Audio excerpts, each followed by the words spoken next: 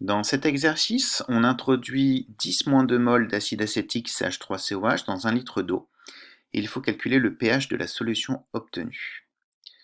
Si on a introduit de l'acide acétique dans l'eau et qu'on fait le bilan donc des espèces acido-basiques présentes en quantité non négligeable dans le milieu, on note la présence évidemment de l'eau et la présence de CH3COH.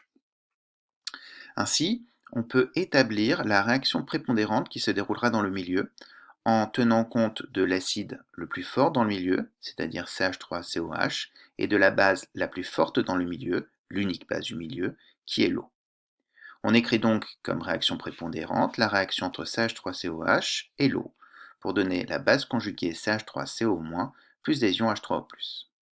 La constante d'équilibre de cette réaction va être inférieure à 1, étant donné qu'on a un gamma inversé entre ces deux espèces. On a donc un caron de 10 puissance moins le delta pK entre les deux couples, c'est-à-dire 10 puissance moins 4,8. Étant donné que ce caron est inférieur à 1, on en déduit que cette réaction prépondérante est un équilibre de contrôle qu'on va donc analyser pour déterminer la situation en solution à l'équilibre. À l'état initial, on a donc en mol par litre 10-2 mol par litre de CH3COH, et à l'état final, on aura 10-2 moins X mol par litre de CH3COH, X mol par litre de CH3CO- et X mol par litre de H3O+, à condition que l'avancement de l'autoprotolyse de l'eau, que je noterai ici X', puisse être négligé devant l'avancement X de cet équilibre de contrôle. Pour établir ce tableau d'avancement, il faut donc poser certaines hypothèses. La première de ces hypothèses est celle que je viens d'évoquer.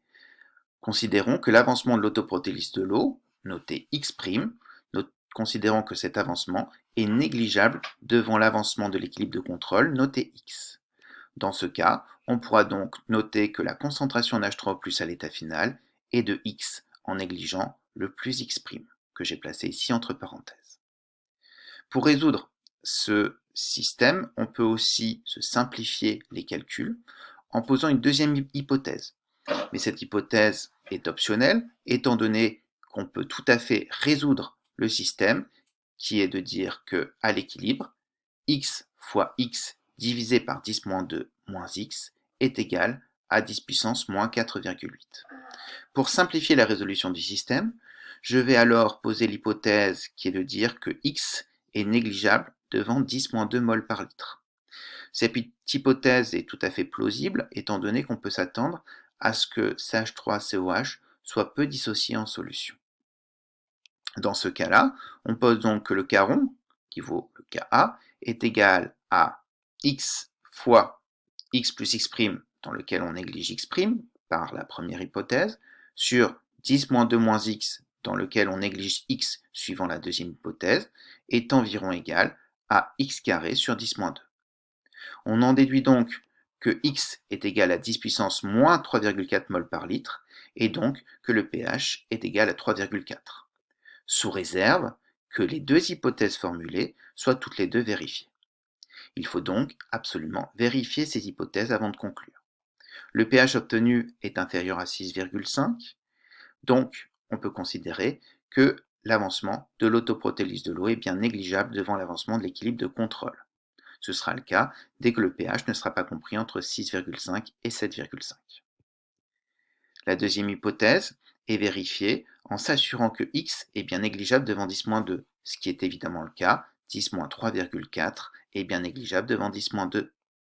La deuxième hypothèse est donc vérifiée. Les deux hypothèses qui ont permis d'aboutir à ce pH de 3,4 sont vérifiées, et je peux donc conclure que le pH de cette solution sera de 3,4.